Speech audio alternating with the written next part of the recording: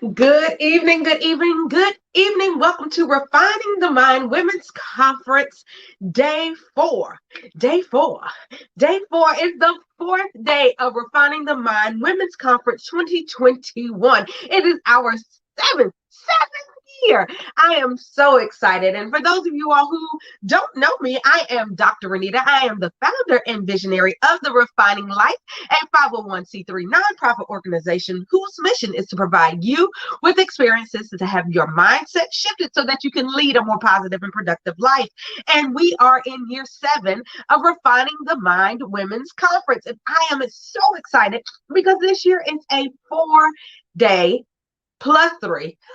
It's a 7-day conference for our 7th year. I don't know where that 4-day came from, but I'm sure it's because it's the 4th night of Refining the Mind Women's Conference this year. And our goal, as you know, conference this year is free. It's free. You didn't have to pay anything to get a code or anything. But what we want to do is raise money for year 8. Year 8. 8 is the year of new beginnings. The number 8, all about new beginnings. And we are excited about what year 8 will bring for the Refining Life and Refining the Mind Women's Conference. So as you can see right down here, you see that? Those are places where you can donate, and it's a tax-deductible donation because the Refining Life is a 501c3 nonprofit organization. So our goal is to raise $3,000. If we go above and beyond that, that's amazing. What will that $3,000 do? It'll be a base, a little starter fund for a conference for next year, so we can do it big. And let me tell you, I got ideas, I got thoughts. Woo, talking about visionary. It is all of that for year 8. But now in year 7, we're on night 4, and I am so excited to bring back to some of you all. If you have been with the Refining Life for a while, you know her, you love her. If you're new to the Refining Life, well, you just meeting all of us, and so welcome. But Dr. Dawn Hicks Tafari is going to bring the heat today. Just be ready. She is coming. She is ready. She's waiting on me to stop talking. So make sure that you have pen and paper, take some good notes. She's going to challenge you. She's going to stretch your mind. She's going to refine your mind. But know that the goal is that before today is over, that you will have something burnt away, literally burnt away from your mindset, from your life, to bring you closer to your purest self, to your most authentic self, to your most fabulous self, that you will be more amazing because you'll be closer to the purest form of you. So pen, paper, you got it? I hope so. Be ready, get ready. If you're not ready, stay anyway and enjoy Dr. Dawn Hicks Tafari. See you later.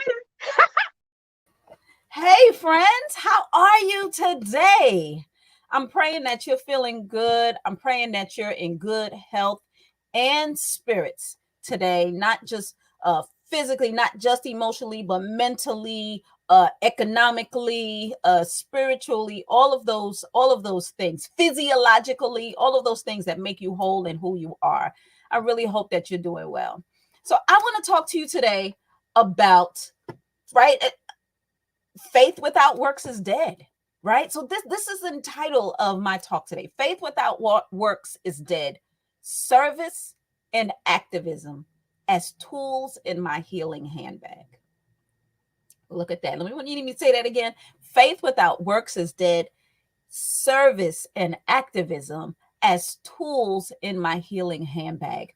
And so this is my offering to this space. This is my offering to this space. Refining the Minds Women's Conference 2021, right? The theme being it's already done. So let's talk about that.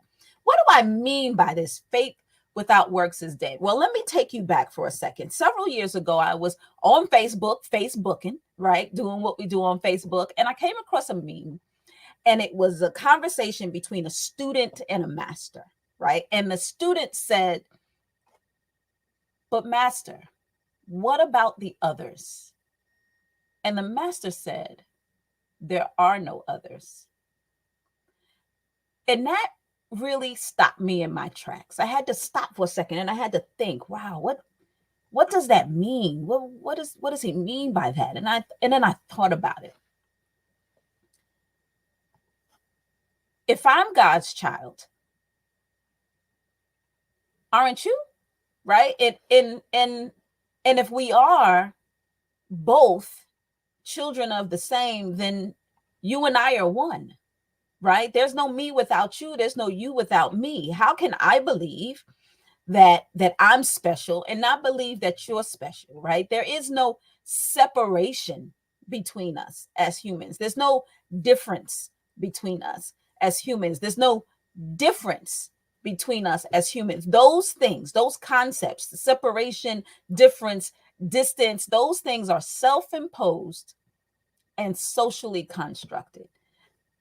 I separate myself from other people. I think I'm special. I think I'm smarter. I think I'm cuter. All of those things. Now, I think I'm special, smart, and cute, but I think you are too, right? There's a difference between being, when you add that ER or the ES, right? When you, well, I'm smarter than you. No, I'm not smarter than you. I'm smart and cute and perfect, and so are you, right? And we could, because you and I are one, right? You and I are one. I'm not putting this self-imposed space in between us. I'm not separating us. I'm not creating this distance between us, right? And I'm definitely not falling into this socially constructed idea. And what that means is that society creates these ideals, these norms, these ideas about who and how we are and how we should exist in space. And I'm not falling to that, right? Because I know that those constructs, right? This idea that I am in rugged individualism, right? And I have to pull myself up by my bootstraps, and I'm better than you, and that I'm different than you, and that I don't need anyone for anything. That's antithetical to my healing. That's antithetical to my healing. It's never going to help me to grow. It's never going to help me to learn. It's never going to help me inspire, be inspired. It's not even going to help me eat, right? It's not even going to help me eat, let alone heal. Let alone heal. So I start there, right? I start there with this concept that there are no others, that there are no others. And then when I believe that, and I walk in that path, then that leads me to this idea of service, right? Service is defined as the action of helping or doing work for someone else, right? I serve others because I must, right? Why? Because you and I are one, right? Because I cannot be free unless my brethren are free, right? I if they are in bondage, then I'm in bondage. We're in bondage, right? Asada Shakur said, "It is our duty to fight for our freedom. It is our duty to win. We must love each other and support each other. We have nothing to lose but our chains. We have nothing to lose but our chains when we support each other, when we love each other, when we fight side by side for our freedom. We have nothing to lose but our chains." Imagine us in a line shackled, and I get out of my shackles. How I look? How I look being out of my shackles, being like, all right, sorry, y'all still in y'all shackles, but I got some places to go. How I look?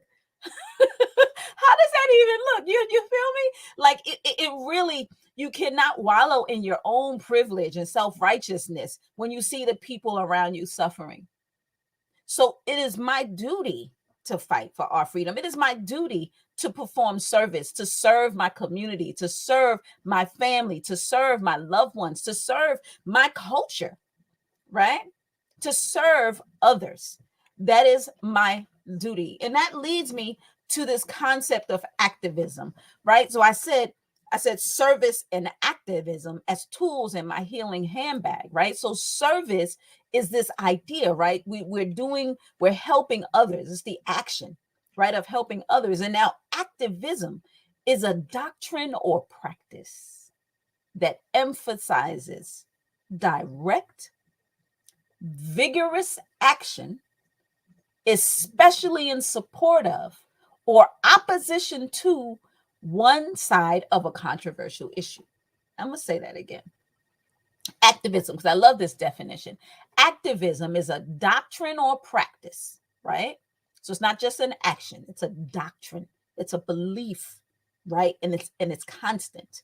A doctrine or practice that emphasizes direct, vigorous action, right? So here we have focus and intention, right? Direct, vigorous action, especially in support of or opposition to one or the other, right? So when we become activists, when we're in the space of, we're in an activist mindset, when we're in a space of performing activism, we're taking a stance intentionally, taking a stance. So you're in support of or opposition to one side of a controversial issue. Mm-hmm. Take a stand. If you stand for nothing, you'll fall for anything, right? A long time ago, I came to the realization that most of what happens to me is not about me, right? That I am one super small aspect of all of God's work, right?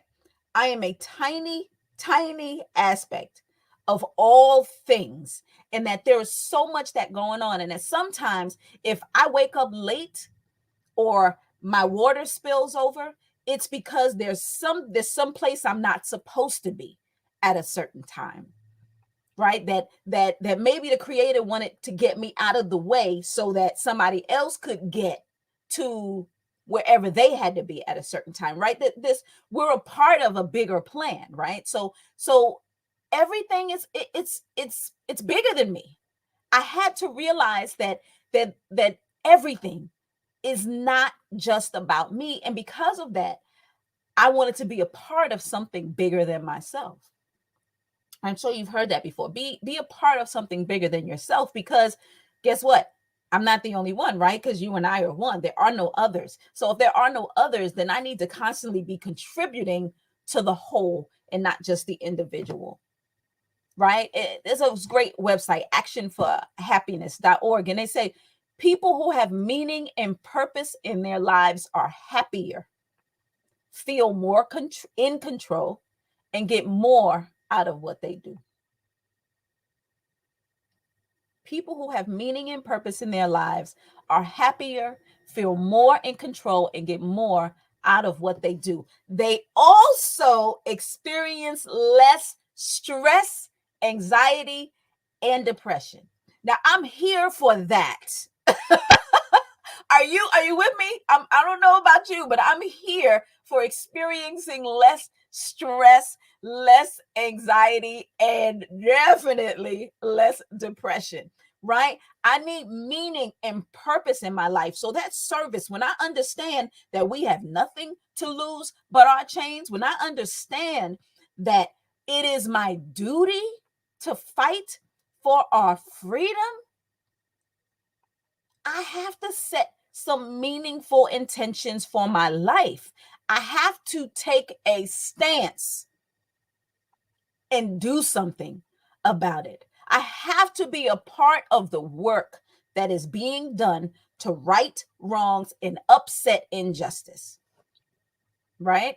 I am a Black woman, and there is so much in this world going on, in this space, in this country, that requires my attention, my focused attention. And because I am able-bodied, right? And because I have the time, the energy, the space, the capability, the mental capacity, it is my responsibility to be part of the work, to be part of the solution. How dare I sit on the blessings that I have and do nothing with them? Do I just sit and hold on to them for my own selfish ambition? Or do I actually contribute to the bigger picture that I'm a part of? Now, I chose education as my walk, right? Everybody's walk is different. I chose education as my walk. I'm an educator, right? I was a classroom teacher, and now I teach teachers, right? I'm a professor now.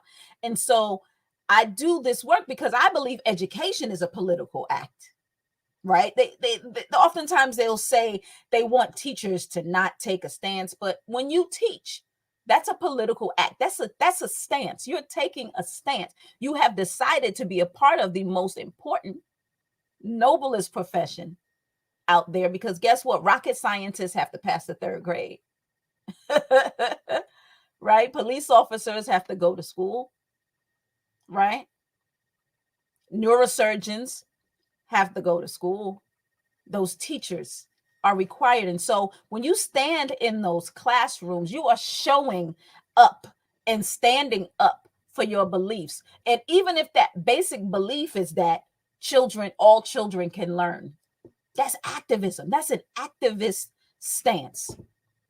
Okay. And so when I think about myself as an activist, right, and I think of doing service for others, whether it be community service or professional service, right, I think about being an activist, right, taking that stance, right, taking that stance in support of or opposition to some issue.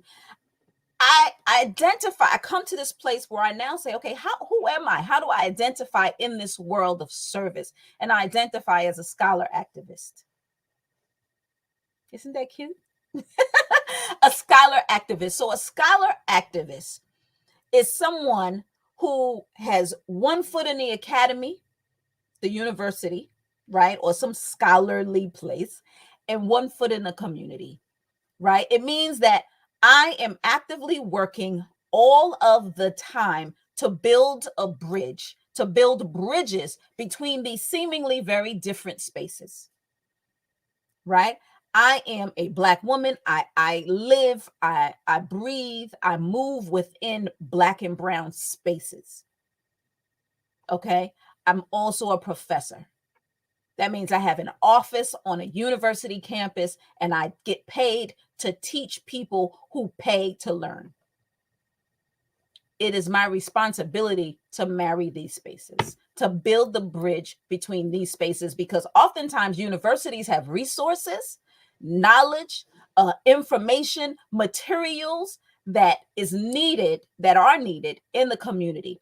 Oftentimes the community has information, has resources, has knowledge, right? Has cultural funds that are necessary in the institution. So what I do is I marry those. I build the bridge so that we can take those resources that we have in the university, bring them to the community, and that information that we have in the community and bring them to the university. And that way we have a symbiotic relationship as opposed to a parasitic relationship, right? A symbiotic relationship as opposed to a parasitic relationship. We need to support one another because that's our duty, right? That's our duty. Now, educators are activists every single day. We walk into the classroom. That is an act of warfare because I'm fighting for us to be free. I'm fighting for us to be free. My scholarship, the work that I do, the research that I do, the things I talk about, it's about elevating and amplifying the voices of those on the margins. It's about amplifying and elevating those people who have been minoritized, those people who have been oppressed, right? So my work takes place in that venue, right? How does your work take? Where does your work take place? How do you live? How do you contribute? What is the stance that you take every day? How do you contribute to the bigger picture? How do you think about the others, right? How do you serve the others, right? Thinking about this idea again, that there are no others, right? So when you serve the others, you're serving yourself, but your focus needs to be on the others, right? About all of us contributing together, right? So we have to be doing that work. And so for me, again, scholar activism is that way, right? Because we're talking about service and activism as tools in my healing handbag. And so that brings me to healing. I said to you, I'm not free until we're all free. I'm not whole until we're all whole. Healing is something, when we think of healing, I think of things that it's positive, right? We're thinking about spaces, and we're doing activities that's positive. They're subjective, right? That's important, because what's healing for me may not be healing for you. What helps me to become whole, what helps me to transcend suffering, may be different than what helps you to transcend suffering. What helps me to feel good may be different than what helps you to feel good. I'm a vegetarian. Some people are like, what? You don't eat no meat? Oh, I can't live without my meat. Right? And that's okay, friend, right? That's okay, because you and I are one, but we also have unique, right, aspects about us that make us different in certain ways, right? But we're still both human, right? And we have that love for one another. So you can eat what you eat, I can eat what I eat. So that's what I'm saying about the subjectiveness, right?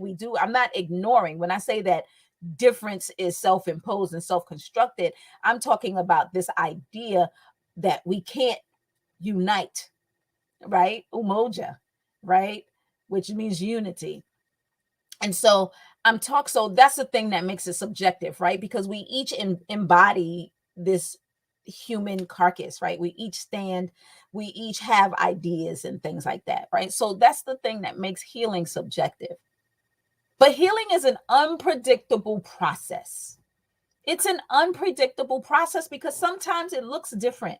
It doesn't always look the same. It doesn't always look the same for me. How I healed from this may be different than how I healed from that, right? But it should often incorporate some form of spiritual transcendence, right? Where I am growing and feeling better than I did yesterday, deep down within, right? Deep down within, in here, in my soul, in the deepest parts of me, I'm feeling better. I'm feeling stronger. I'm feeling empowered. I'm seeing life differently, right? Healing includes a reinterpretation of life, right? A real strong healing, right? It's a very personal experience, right? Just because you and I are one doesn't mean we can't have personal experiences. We can have those, right? But where we get into trouble is when those personal experiences make me think that I'm now separate and apart from you, right? Because that's what we're not. We have personal subjective experiences, but that's okay. That's okay. But this transcending suffering is really an important part of healing. And it brings us to this transformation to a new sense of wholeness, right? So again, this idea of service and activism as part of my healing, it's there to help give me purpose, to make me to have this focused intention, right? I'm constantly in this place where I'm seeking healing. I'm working through healing. I'm healing others. And guess what? I'm getting healing from others because you and I are one, right? We're in this together. We're in this together. So as I laugh, you laugh, and I tell a joke, you laugh, and you tell a joke, I laugh, you say something silly, I laugh, I say something silly, you laugh, and we're smiling and we're laughing and we're healing together and we're feeling this great joy. Or maybe we're both crying, right? Maybe we're venting and we're moving through a space of pain together. Maybe we're comforting one another.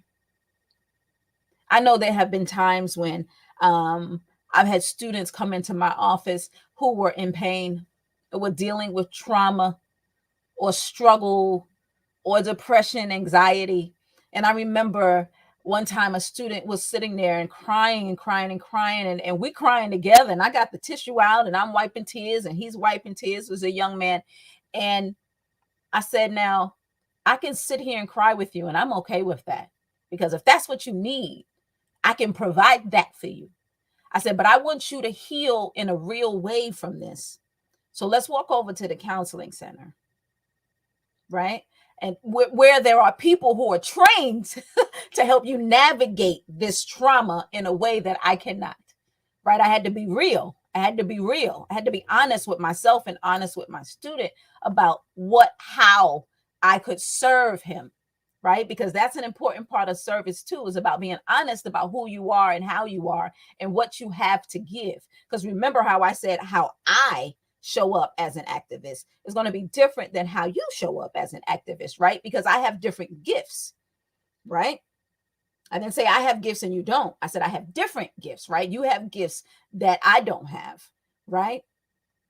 Because in order for us to all be one, right? Or you and I are one, we can't all be exactly the same, right? Because we're like this interlocking mechanism. We show up together, we fit as pieces of a puzzle. You feel me on that?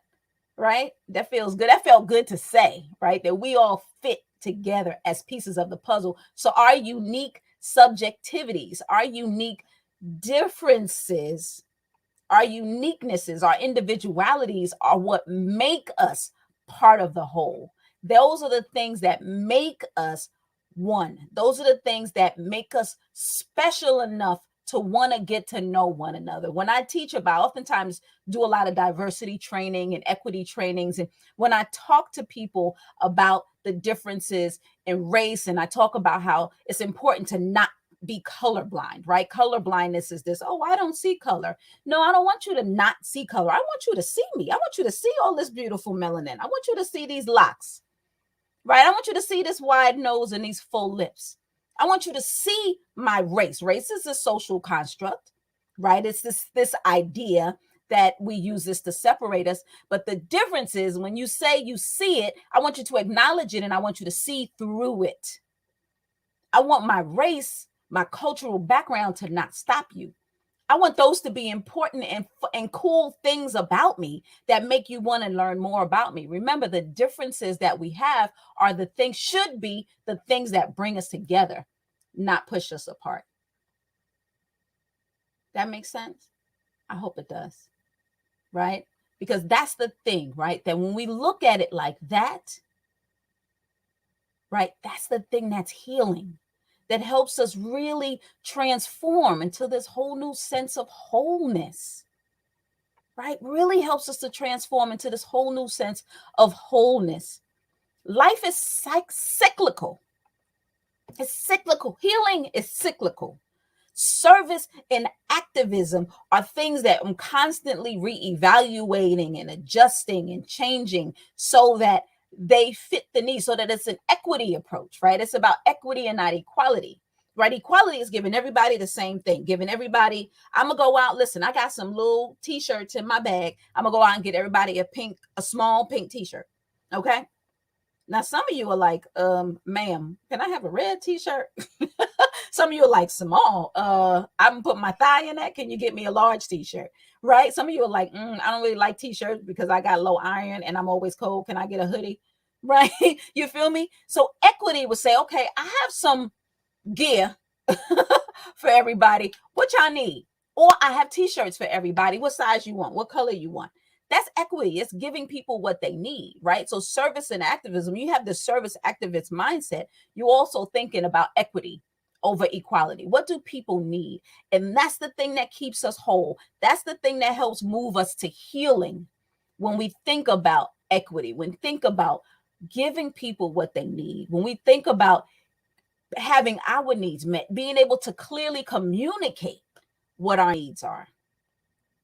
That's an important part of this puzzle, right? That's an important part of the puzzle that brings us together, right? And when you're able to clearly communicate your needs, right, who you are, how you exist in the world, then you can and clearly communicate your purpose, right? You can have some real committed intention, right? So that you know how you stand, what you're able to give, what you're able to receive, right? Because it's not just about giving, it's about this reciprocity, right? Because you have to be an open vessel so that you can receive that love that you give, right? Because some people have this mindset, oh, I serve, but then they broke down.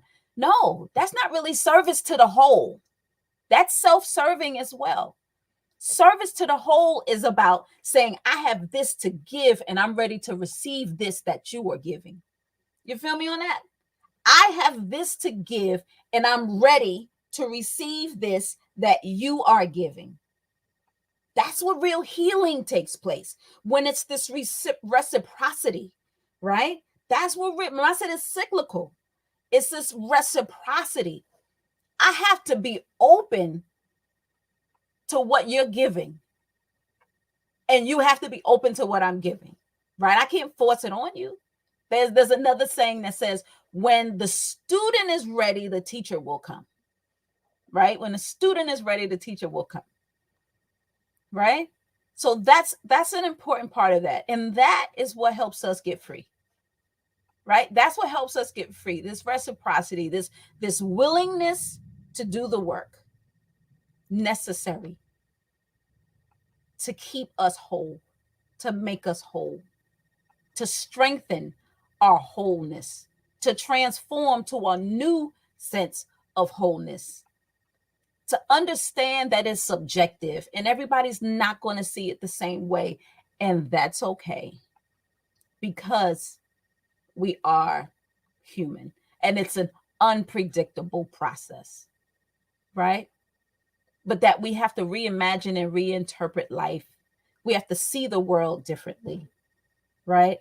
We have to be ready to do the work. We have to understand that it is our duty to fight for our freedom, because we have nothing to lose but our chains. That's how we heal. That's how we get free. What do you think? Thank you, friends. Thank you for joining me today. I'm so excited to be able to share, and I want to hear what you have to say. And I'm going to say that Assata Shakur statement one more time. It is our duty to fight for our freedom. It is our duty to win. We must love each other and support each other. We have nothing to lose but our chains. I love you. And I know you love me. And we're going to heal together. We're going to get free. How do I know? Because it's already done. All right, friends. Thank you so much. I look forward to communicating with you more. I told you to get ready. I told you to get ready. Faith without works is dead. Faith without works is dead. So I hope that you enjoyed this evening and have gone on just your own healing journey, thinking about what you can do in our communities, in life, because faith without works is dead. Thank you so much, Dr. Dawn. You are fabulous. You are fabulous. You're so amazing. And you are all the time. So I hope that each and every one of you all got your own moment during that session. I hope that if you haven't already, you see that right there? All that. I hope you donated. I hope you donated, because as you can see, the Refining Life provides you with these amazing experiences. The Refining Life connects you with these amazing people. And I pray that it is helping you reflect, revive, and rejoice. This was night 4. If you missed the first 3 nights, go ahead and go catch up. If tonight was your first night, welcome. And so I'm going to give you the same challenge I've been giving every single night. If it was your first night, or if it was your 4th night, or your 2nd or your 3rd, I hope that you enjoyed it. But I hope that you enjoyed it enough to understand that we've got to invite other people, right? We got to invite other people. So my encouragement to you is to invite at least one more person to join you, or 52 more people. It's fine. Either way, it works. But join us again tomorrow night. We'll be right back here. And know that you are loved. And as always, I'm going to encourage you to keep your mind refined. See you tomorrow.